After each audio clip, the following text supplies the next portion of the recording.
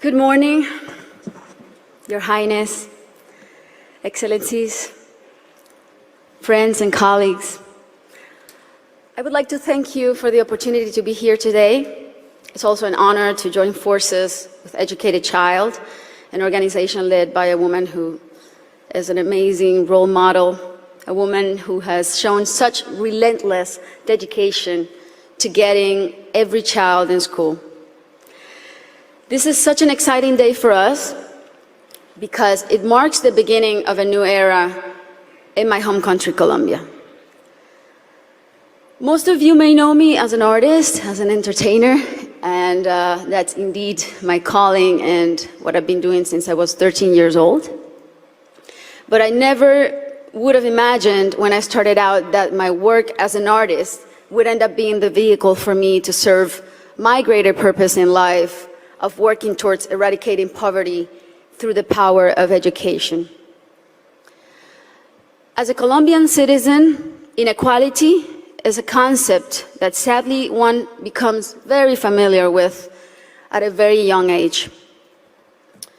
It's a country like many others in Latin America where a few have a lot have almost nothing, and where if you're born poor, you will almost certainly die poor, and where people don't access equal opportunities.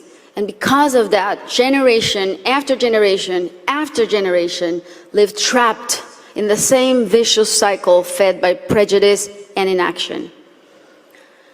Growing up in my country when I was around 8 years old, I remember I saw kids my age who, instead of being in school, were already working in the streets, were barefoot in the park, kids like me, whose reality was completely different than mine, only because of the circumstances into which they were born. It was really hard for me to accept that something so unjust didn't have a solution. There had to be something that could be done. So I often asked myself why the adults around me were so resigned to the fact that these kids, who were just like me, or even their own children, were living in a parallel reality so different and so cruel. As Kofi Annan put it, poverty is intolerable in a world of plenty. So as soon as I had some success, the first thing I wanted to do was to invest as many resources as I could into what later would become the most meaningful project of my life, working for children. So I set out to find a team of people who dreamed big and worked hard and thought like me to help me right the wrongs that I had witnessed throughout my entire childhood. And that's when our foundation, the Barefoot Foundation, Pies Descalzos Foundation, was born. I knew, and I was only 18 years old then, but I knew that I wanted to focus on children and improving their lives, but I didn't know where to start. So I really felt that I needed to learn what the roots of inequality and low social mobility were. So I decided to study the reasons why children were working in the streets, or why some children were being recruited by the violent organizations like the paramilitary or the guerrillas. Why were so many children suffering from chronic malnutrition? And I realized that most of the issues that children face in my country had and have a common denominator: the lack of access to quality education. To me, it became crystal clear that education was the surest way to give all of these kids the best fighting chance of improving their circumstances in life, because education is the great equalizer. When I started building schools in Colombia, we chose the most remote areas where there was literally nothing, no infrastructure, no paved roads, no electricity, no potable water. And we decided to build in those places, but not only build schools, but state-of-the-art schools. Schools with comprehensive models that included ECD programs, school feeding programs, parent and teacher training. And another very important part is we decided to engage the government as a strategic partner and made it nearly impossible for them to say no to doing their part by showing them results through our holistic model that really proved to work.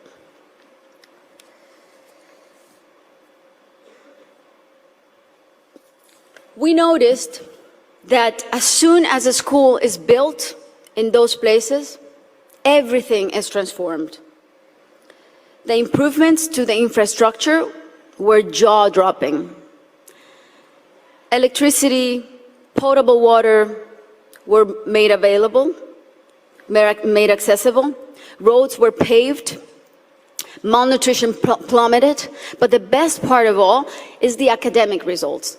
The kids really responded academically. And now those kids who could have been recruited by the guerrillas or paramilitaries, or that could have had a completely different outcomes for their lives, they're now on their way to the university and thriving in their communities. Some of them are athletes, some of them are professionals.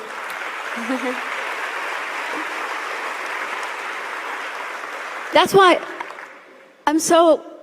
it really is a thrill to work for education. That's why I'm so passionate about it, because I've really seen results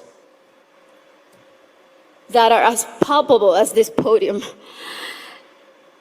And seeing all these success stories that have a name and a last name has been one of the most rewarding things I've done in my lifetime, even more so than winning Grammys, I think.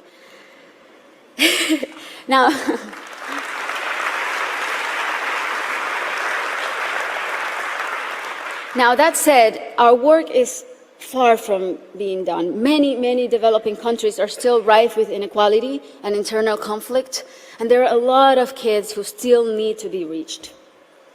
History is not only the past.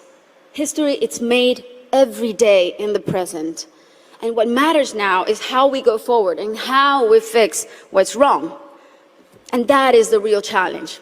This is the goal of the SDGs and what people like Her Highness and myself and so many more of you who are adamant about achieving are here for. Facts don't lie, and numbers show what an incredible return on investment a quality education provides. For instance, if all students in low-income countries left primary school with basic reading skills, 171 million people could be lifted out of poverty. Systemic change often begins from the bottom up rather than the top down. The government must take responsibility, and we should all put as much pressure as we possibly can, but the rest of all, the civil society, should also do their part. What we have discovered, both at Pies Descalzos and Educated Child, is that many times only one single barrier to entry, such as no access to transportation or basic needs like a functioning bathroom, can prevent a kid from attending school or even put them at risk of dropping out. Sometimes all it takes to change a child's life is the security of a hot meal in school or the ease of being able to hop on a bus that will leave you safely at your classroom's door. It's as simple as that. And these are simple interventions and they don't cost a lot. The biggest effort really is in mapping the communities, in going door to door, searching for the out-of-school children, talking to the parents, talking to their families. Giving a name and putting a story behind these children is the first step to start rewriting their story.